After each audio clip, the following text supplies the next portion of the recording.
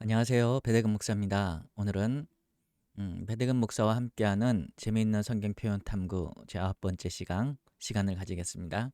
제9강 복 없는 사람들 시편 1편 1절의 말씀을 가지고 복 없는 사람들이라고 하는 제목으로 함께 말씀을 나누겠습니다. 자, 우리가 복 있는 사람들에 관해서는 많이 들었죠. 그런데 복 없는 사람들도 있습니다. 어, 바로 그 이야기를 여러분과 함께 오늘 하려고 하는데요. 다 같이 한번 살펴보도록 하겠습니다. 자, 우리 시편 1편 1절 한번 같이 읽어볼까요? 복 있는 사람은 악인들의 꾀를 따르지 아니하며 죄인들의 길에 서지 아니하며 오만한 자들의 자리에 앉지 아니하고 이렇게 돼 있습니다. 자, 복 있는 사람의 특징에 돼 있죠. 복 있는 사람은 악인들의 꾀를 따르지 아니하며 죄인들의 길에 서지 아니하며 오만한 자들의 자리에 앉지 아니한다. 자, 그러니까 복 없는 사람들은 이런 걸 다 하죠. 악인들의 꾀를 따르고 그다음에 죄인들의 길에 서고 그다음에 오만한 자들의 자리에 앉는 사람들, 이 사람들이 바로 복 없는 사람들이다 라는 것을 오늘 성경은 우리에게 보여주고 있습니다. 자, 그런데 과연 이게 어떤 의미를 가지고 있는지 우리가 한번 살펴볼 필요가 있을 것 같습니다. 자, 복 있는 사람, 이건 이제 히브리어로 되어 있는 건데요. 복 있는 사람이라고 했을 때 여기 보게 되면 복 있는 사람 할 그 아슈레이라고 되어 있습니다. 아슈레이, 복이 있다라고 하는 그런 뜻이죠. 하이샤. 그러니까 원문에 의하면 그 사람은 이게 하라는 말이 요게 그라는 뜻입니다. 그래서 그 사람은 복이 있다. 그러니까 그 사람 원래는 그 사람의 복이라고 하는 그런 뜻입니다. 아슈레이라고 하는 게 복을 의미하는 겁니다. 이게 제가 나중에 한번 따로 시간을 내서 이 복에 관한 얘기를 한번 하겠지만 창세기 12장 2절에도 하나님께서 아브라함에게 너는 복이 될지라라고 하는 그런 말씀하시죠. 자, 그때의 복은 베라카라고 되어 있습니다. 그런데 시편 1편 1절에 있는 복은 아슈레이라고 되어 있습니다. 이 베라카라는 복과 아슈레이라고 하는 복은 약간 그 차이점이 있습니다. 창세기 12장 2절에 있는 베라카는 조금 더 근원적인 의미에서의 복을 의미한 것이라고 한다면 아, 시편 1편 1절에서 말하는 아슈레이라고 하는 복은 그 근원적인 복이 자라서 열매를 맺어서 나오는 바로 그러한 복을 가리킬 때 아슈레이라고 하는 바로 그러한 복을 이야기한다라는 거죠. 자, 거기에 관한 자세한 얘기는 아마 다음 시간 정도에 제가 한번 할 수 있을 것 같습니다. 자, 오늘은 바로 이렇게 복 있는 사람이 아니라 그 사람의 복이라고 하는 그 사람은 복이 있도다라고 했을 때 그러면 이 복이 있는 사람은 뭐뭐를 하지 않는다라고 하는 거죠. 반대로 얘기를 하게 되면 복 없는 사람은 이 이야기들을 전부 다 한다라고 하는 그런 뜻입니다. 자, 우리가 한번 보겠습니다. 자, 죄의 점층법이라고 얘기를 합니다. 복 있는 사람은 악인들의 어, 꾀를 쫓지 아니하며 죄인들의 길에 서지 아니하며 오만한 자들의 자리에 앉지 아니합니다라고 시편 1편에서는 얘기를 하고 있죠. 자, 악인이라고 하는 말은 도대체 뭐냐? 악인 레샤임이라고 되어 있습니다. 레샤임이라고 되어 있고 죄인은 하타임이라고 되어 있고 오만한 자는 레침이라고 되어 있습니다. 그런데 이 의미가 조금씩 이제 차이가 있긴 하죠. 그래서 죄를 세 가지 등분으로 이제 얘기를 해놓은 겁니다. 악인, 죄인, 오만한 자. 이것들이 이렇게 평면적으로 놓고 보면 악인이 따로 있고 죄인이 따로 있고 그리고 오만한 자들이 따로 있다라고 생각하기 쉬운데 대부분의 주석가들은 이 악인과 죄인과 오만한 자들은 같은 의미다라고 표현하고 있습니다. 그러니까 다른 의미가 아니라 같은 의미라는 거죠. 근데 제가 제목에 죄 점층법이라고 했잖아요. 점층법이라는 것은 죄가 점점 이렇게 커진다라고 하는 그런 의미입니다. 그러면 도대체 죄가 커진다라고 했을 때 이 죄가 어떻게 커지느냐라는 것이 바로 이 악인과 죄인과 오만한 자들을 수식하는 바로 그러한 말을 우리가 살펴보게 될 때 우리가 알 수 있다는 거죠. 자, 악인이라고 하면 악하다, 크리미널, 뭐 그런 얘기죠. 위키드 그런 의미를 가지고 있습니다. 이 레시아임이라고 하는 것은. 그런데 악인의 꾀라고 했는데 꾀라는 말은 조언이죠. 조언. 카운셀, 그 조언을 의미하는 말이 바로 꾀라는 말입니다. 그러니까 죄가 처음 시작할 때는 그 악인들의 조언을 꾀라는 것 혹은 조언, 카운셀링을 어, 거기에 이제 귀를 기울인다는 겁니다. 악인들이 이제 꾀임을 깨겠죠. 거기에 나도 모르게 듣게 되는 단계, 이것이 이제 조언을 따르는 거죠. 조언을 처음에 듣는 것에서 멈춰야 되는데 그러면 이제 악인이 그 악의 길에 들어서지 않았는데 이 조언에 귀를 기울이고 따르는 것, 이것이 이제 죄의 시작이라는 거죠. 그래서 그 악인이 되는 방법, 죄인이 되는 방법은 어떤 악한 사람들의 조언이 처음에 왔을 때 거절하는 겁니다.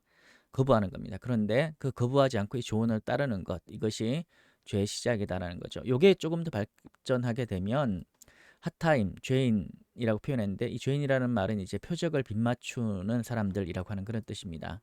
여기 끝에 임자는 이게 복수형을 나타내는 거거든요. 여기도 임자가 있고 있는데 이게 전부 다 복수형입니다. 레치입니다. 여기도 이제 임자가 있는데 요게 임이라는 건데요. 임이라고 발음을 하는데 요게 전부 다 이제 복수형입니다. 그래서 죄인들이라고 읽는 거죠. 자, 죄인들은 이제 표적을 빗맞추는 사람들인데 아까 전에 처음에는 조언을 따르는 것에서 했죠. 그 다음엔 이제 길에 서는 거죠. 조언을 듣고 난 다음에도 이건 내 길이 아니야라고 하고 자기 길을 올바른 길을 걸어가게 되면 죄가 거기서 멈추게 됩니다. 그런데 조언을 따라서 듣고 보니까 그럴듯해요. 그래서 길에 멈추어 서는 거죠. 길에 멈추어 서는 단계, 이게 두 번째 단계라고 얘기를 합니다. 자, 이 두 번째 단계를 지나면 세 번째 단계가 되겠죠. 오만한 자들의 자리에, 오만한 자라는 비웃는 자들이라는 그런 의미를 가지고 있습니다. 우리가 비웃다라는 것, 어떤 다른 사람을 비웃는 사람은 악하다라는 의미를 여기서 이제 내포를 하고 있는 거죠. 우리가 하나님의 관점에서 누군가 잘못된 길에 들어서는 것, 그것을 비웃는다라고 하게 되면 그건 또 어떤 의미에서 다른 분야이겠지만, 그런데 대부분의 경우에 이 비웃다라는 말은 이제 내가 어떤 비웃는 이제 그런 성향을 가지고 있다라고 하게 되면 내 속에 악성이 있다라고 이제 볼 수도 있는 그런 부분이죠. 자, 그래서 처음에는 조언을 따르고 그 다음에 길에 서고 그 다음에는 그 자리에 앉아버리죠. 자, 자리에 앉다라는 말은 거기에 완전히 매몰되었다라고 하는 그런 의미가 됩니다. 그래서 죄인들의 이제 함께 이제 악인들과 비웃는 자들과 함께 자리를 함께 하는 거죠. 바로 그런 사람들과 동료가 되었다라고 하는 그런 의미가 되는 겁니다. 그래서 시편 1편이 우리에게 가르쳐 주는 것은 뭔가 하면 죄는 그 자리에서 멈추어 있지 않다라는 겁니다. 그 자리에서 멈추어 있는 것이 아니라 죄는 점점 그 세력을 넓혀가고 더 심해지면서 더 깊은 단계로 들어가게 된다라고 하는 거죠. 그래서 가장 처음에 조언을 따르지 않는 것이 너무나도, 악인들의 조언을 따르지 않는 것이 너무나도 중요하다라는 것을 가르쳐 주는 겁니다. 우리나라 속담에도 그런 게 있죠. 바늘 도둑이 소도둑 된다라고 하는 그런 속담이 있습니다. 그래서 처음에 이 바늘 도둑질을 했을 때 그것을 올바르게 훈계하고 거기서 멈추게 되면 어, 멈추게 되면 그 더 큰 단계의 죄를 짓지 않게 되겠죠. 그런데 반월 도둑을 했을 때 그 부분을 올바르게 잡아주지 않으면 그 다음에 이제 소도둑까지 발전하게 되는 그런 이제 단계가 오게 되는 겁니다. 바로 시편에서 죄라는 것이 이렇게 무섭다라는 것을 점층법을 통해서 나타내 주고 있는 거죠. 그래서 복 없는 사람들은 바로 이렇게 악인들의 조언을 따르는 것에서부터 시작을 해서 길에 서고 그다음에 자리에 앉는, 완전히 이제 자리를 깔고 앉는 바로 그런 단계로 나간다라는 것을 보여주고 있습니다.